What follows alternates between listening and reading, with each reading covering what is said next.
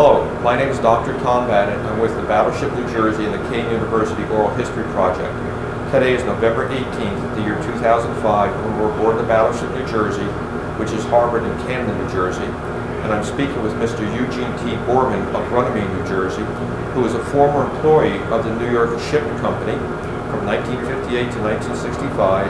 He worked in the department number 47, the sheet metal shop, and for informational purposes, we're sitting in front of the brand new New York Shipbuilding exhibit that's now aboard the Battleship New Jersey, which is just in the next compartment over from the communication station. Mr. Borman, thanks so much for talking to us today. Okay. Let us start the conversation. Tell me, how did you get to be involved with the New York Ship Company? Well, I graduated from high school, Camden High School, in 1958, and that summer I had a part-time job before I acquired a job at New York Shipbuilding Corporation in the sheet metal department as a helper, and then a few months later acquired an apprenticeship position and served in that position for 4 years on the Camden County Vocational School in the evening, and of course working in the shop during the day. And we learned quite a bit about different kinds of sheet metal developments and practices, and eventually had to work out on the ship to install the stuff that was built in those shops. Just explain to us, was the fact that you got a job at New York Ship in 1958, was that considered a good job or not good job if you're from the local area, Camden area and so on like that? It was considered a real good job. That was one of the major companies that employed thousands of people at that time period, along with some other companies in Camden, RCA and Campbell Soup, and they're the only ones I can think of at the moment. But New York Ship eventually employed, when I was there, like 12,000 people, 1,200 people in the sheet metal shop. Could you describe to us for a minute or so your training as a sheet metal worker, the apprenticeship during the day and at night, your schooling? Mm-hmm. Well, during the day they had a ventilation department within 47 department, and you were taught all kinds of how to handle hand tools and mechanical tools to form aluminum and steel, to form ductwork, and that was quite interesting. And then eventually you got to learn how to install that on the ship. And the other portion of the sheet metal shop was where they built a lot of racks and inclined ladders that you see on the ships. And we got involved also with that during the day. And when you eventually got on the ship, you had an assistant installing that. And most of the time it was, you weren't working alone. You were always working with a mechanic at that point in time. And so during the day you would practice some of the skills that you learned at night probably? Mm-hmm. And in the evening in school, we had a math class, we had English classes, we had sheet metal layout class, which is, that was the major portion of our night schooling for 4 years, was the sheet metal layout class. This always interests me personally. Was it a challenging curriculum and apprenticeship that you had to go through? Very challenging, because none of this stuff you really learned in high school. You had certain portions of arithmetic or math in high school and grammar school, and you never were taught anything in regard to a trade. So that made it quite an interesting and real challenge. Now, could you describe some of your experiences while working for New York Ship? The type of ships you worked on, problems you ran into, successes, failures, daily life in the shipyard? Mm-hmm. Well, it was quite interesting. They built a lot of destroyers and attack submarines. The aircraft carrier, the Kitty Hawk, I think I spent about 1.5 years on the Kitty Hawk, and a lot of time on the nuclear submarines, attack submarines, and on the destroyers. It was a real interesting work, and in that time period as an apprentice, you always had a first-class mechanic you were working with, or a second-class mechanic, but they bring you along to make sure you learned all the ropes and all the aspects of installation. So, if we're looking at the Kitty Hawk, what were some of the jobs you had on the Kitty Hawk? Do you recall some of those? Describe to the viewers what that was. A lot of ventilation, which was heating, air conditioning, and ventilation. Well, you get the opportunity to install it, and you can say, "Oh, geez, I remember making this piece in the shop last year, but it took all that time by the time it got out to the ship to be installed, and they had all kind of other racks that had to be installed for food storage and storage of all kind of parts that have to go along with the ship when the ship goes to sea. How many sheet metal workers would work on, say, the Kitty Hawk at one time? Well, in the time period I was there's about 1,200 sheet metal workers in the sheet metal shop, and I would say you had at least a few hundred. I mean, that ship was like a little city itself. So, and then other sheet metal workers were deployed out throughout the shipyard to work on other ships. They all couldn't be devoted to just one ship. So it was divided up equally between what had to be accomplished in the shops, what had to be accomplished on all the vessels that were being constructed at that time period. What were some of the problems you would run into in putting the sheet metal together for a ship that you recall? Well, you always had interference problems, as you can see on the Battleship here. If you look at the overhead, all the other interferences that could be in the way. There's electrical wiring, cabling, pipe fittings, lights that hang, and all that has to be thought out in the design aspect of the ship, and people that are doing that design have to make sure everything clears properly. But of course, when you get to install it, there's always other things that show up that interfere with it, and it can't take that path. A different path has to be figured out. So we had to participate in figuring that path out, and you had to sketch it up and turn it over to the layout people, and they would sketch a new section of ductwork and clear the interferences. So in effect, when you ran into a blockage, you had to go back to the draftsmen, I guess, or the designers. Layout people in the shop. Would those changes be ultimately reflected in the ship's drawings, so that when the ship goes to sea, if there's some repairs that have to be done, they pull out the right drawing for the right compartment and frame number? Was that always updated, or was it not always updated? Always updated. After that was accomplished, and the people who ran the sheet metal department would convey that back to the drafting department, which was across the street from the shipyard, and the draftsmen and designers and their engineers, they would then modify the drawings to reflect what they I don't know what they called it then, but today they call it as-built. So once the thing is finally completed, the drawings are all updated, and then you have the proper reflection of what's on the ship. Just as a point of interest, roughly what percent of the times did you have to redraw the plans when you ran into blockages? It's hard to say, maybe 5%, just a guess. And what type of blockages did you usually have? Was it the electrical people? Was it the pipe fitters?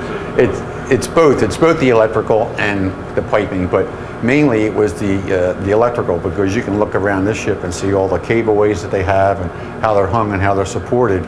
And in the course of the design aspect of it in the drawing room, those different crafts and categories, whether you're a hull draftsman, a piping draftsman, a sheet metal, electrical draftsman, or whatever, you're supposed to coordinate with your items through the other departments and make sure there's no interferences. And sometimes things like that fall through the cracks. Things aren't picked up 100%, and when it comes time to put the ship together and all those component parts, and that's when you run across these things that have to be changed and modified to make sure everybody has their own space and things move smoothly. Now, as you're putting a ship together, say for example the Kitty Hawk, were there naval inspectors here?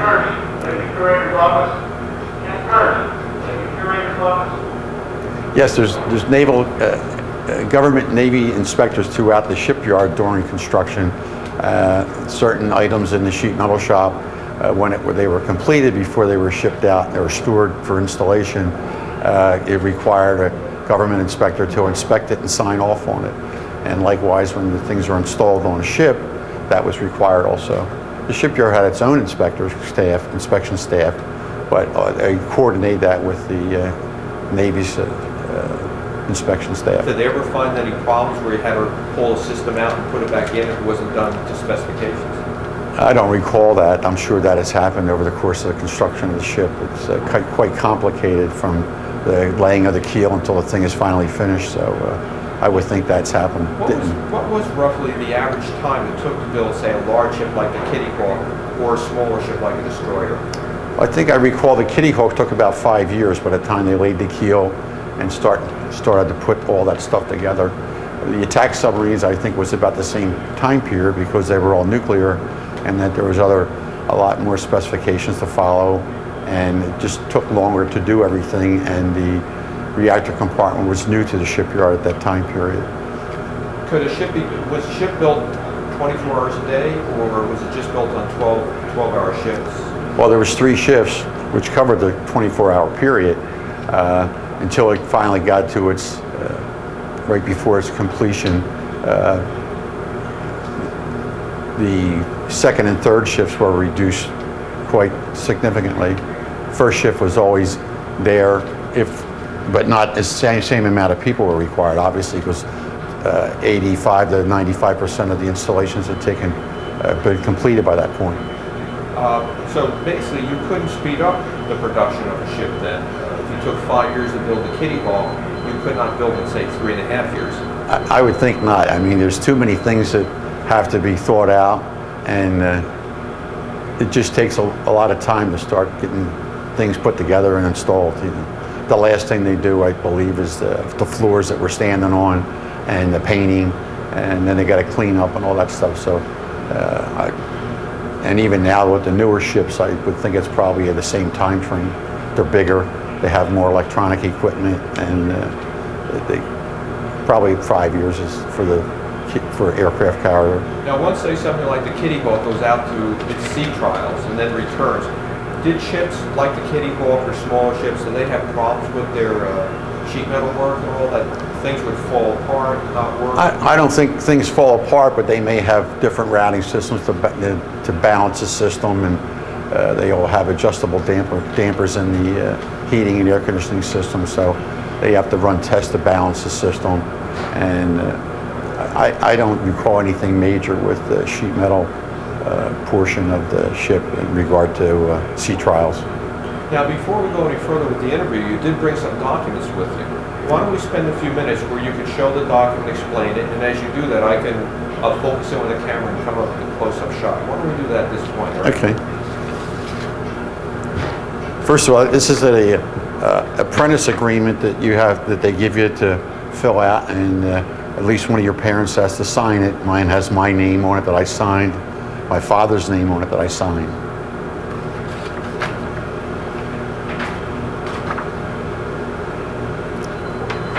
This is from the shipyard. It's a certificate of completion for the apprenticeship program, which all of us that finished the program received. Then you also get a certificate from the state of New Jersey in regard to finishing your apprenticeship. Upon completing the hours required, you're asked to go to the North Yard where all the executives sit, and then they hand you a check for $100 for completing the apprenticeship program. So that's a photograph of myself and some upper management, my department head at that time period. And also received a certificate from vocational high school in regard to finishing the appropriate education requirements of the apprenticeship at that time. This document's a little crinkled, but it's also from the state of New Jersey, also for the completion of your apprenticeship program. If you could hold that once a minute, just hold it for 5 to 7 seconds. Mm-hmm.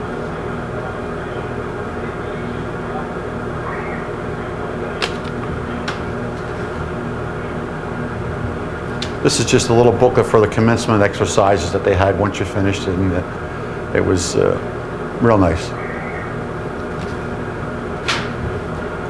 Let's continue on at this point.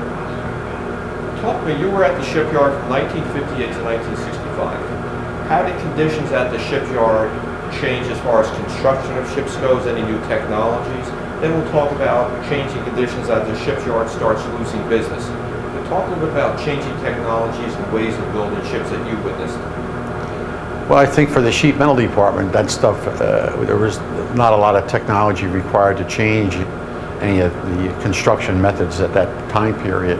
And I think that basically today, those same methods are in place in regard to making ductwork or making incline ladders for ships or racks for ships. The material is probably the same, steel and aluminum. When you get to do galley work, that's mostly all stainless steel work, and that's was present then. I believe it's still the same today. So all that would be custom made for the Kitty Hawk set? The Kitty Hawk and any other ship that it was designed for. Of the same class. So would all the sheet metal work on a class of destroyers, for example, be the same, or was it fairly unique to a ship? Well, they try to have these drawings made. If there's a certain class of ship that has 6 or 8 or 10 ships in that category, they would like the drawings to be applicable to all those vessels. But as we all know, little things are different, so the drawings are modified to suit the unique differences between all those ships. Basically, they're all the same, but there are unique differences. Now, just so we don't short New York Ship on this, they also built a lot of private ships also, merchant ships. Correct. Did you work on any merchant ships, and how is that similar, different from building naval ships? Well, the merchant ships, I worked on the Savannah for a short period of time, and basically for the sheet metal parts that go onto that vessel, they're basically the same as a Navy vessel. They just don't have a lot of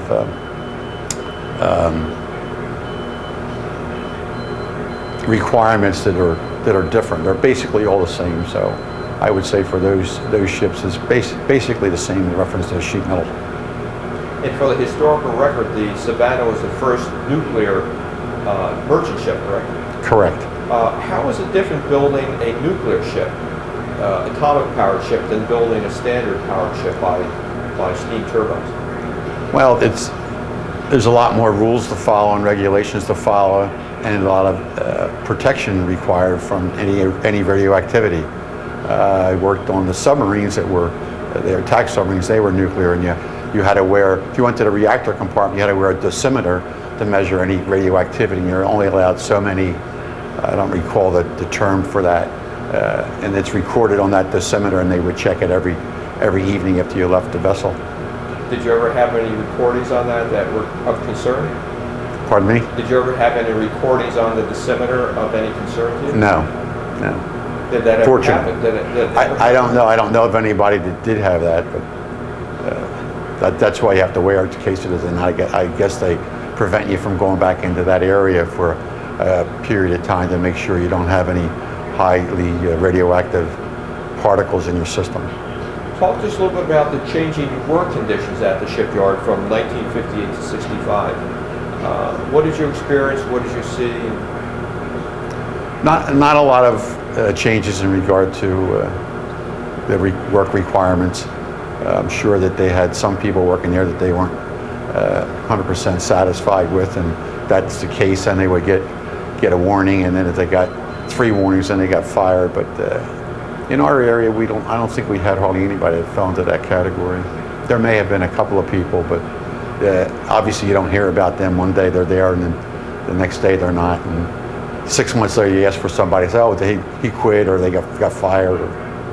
Normally, would people as well trained as sheet metal workers, do they normally stay with the yard for years because of the long apprenticeship you had to go through? I would think in most cases that would happen, but unfortunately for us, things got slow in regard to that, and a lot of our apprentices, including myself, left and went to work for naval architects and marine engineers as draftsmen, learning that aspect of engineering. And where did you go to work after you left the shipyard in 65? I went to work at J.J. Henry Company in Philadelphia. They ran an ad in the Camden Carrier Post asking for former apprentices of New York Ship to apply for a drafting position. So there was at least 4 or 5 of us who did that at that time period. Was it a step up, step down in pay for the general sheet metal workers? Well, I think it was almost a lateral pay, but my case and a few of the other guys, it was because we had no real drafting experience other than night school training for drafting. It was probably a little less money than what we were making at that time, but it was a good place to start, and you could elevate your position and salary. Tell me when the shipyard started to slow down, and what were the reactions of the men, experiences of the men and women, I should say, who were working at the yard when they started noticing that the orders weren't coming in like at the same rate they used to?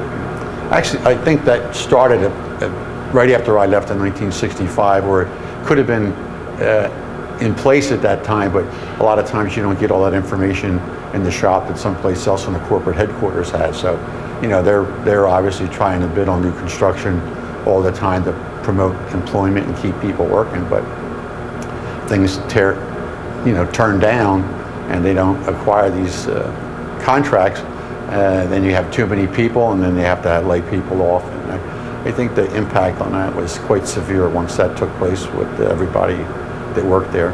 Where did these contracts start going to? Were the workers aware of where other ships were being built instead of at New York Ship? I think mainly they went down south because the weather conditions throughout the year are much better than here, and you don't have a slowdown in production in reference to ship construction because of the weather. So I think mainly that was it, and the competition was pretty stiff at that time. So old shipbuilding areas like the Fort River Shipyard up in Massachusetts, Bath Shipyard in Maine, Philadelphia Shipyard, Brooklyn, and right here in Camden, New York Shipyard, were they at a disadvantage because they were in the far northern part of the United States? No, it's hard to say how that happens, and I'm sure politics is involved there. You know, Bath Shipyard is still that's still in operation. Brooklyn Navy Yard is closed down. Philadelphia Naval Shipyard is closed down, and there's not that many shipyards left in the country at this point. Down south, mainly. North, you got one. You have, and out west, you have a couple of shipyards. Where's the shipbuilding industry gone? Well, for naval stuff, it stays in this country. It doesn't. But we have built naval ships in foreign countries. I wasn't aware of that until I had a job at J.J. Henry Company, and I learned that some of the smaller naval ships were built in England or some other part of the world. So, but I think that's few and far between. But were they destroyers or smaller destroyers? Size they're smaller, like a size of a tugboat. They call the AR. I forget what that stands for, and ship is about that size, small, much smaller. Now, as jobs start leaving the company, you move to another company. What starts happening in the Camden area? Obviously, a lot of people were employed by New York Ship.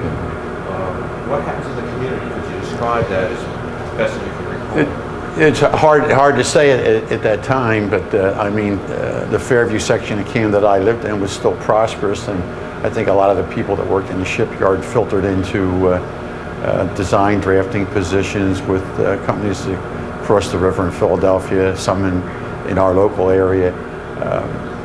RCA was hiring, I believe, at that time. People went there. Campbell Soup, Bosco Coffee was here at that time. There was a lot of companies here at that time where a lot of people probably could seek employment.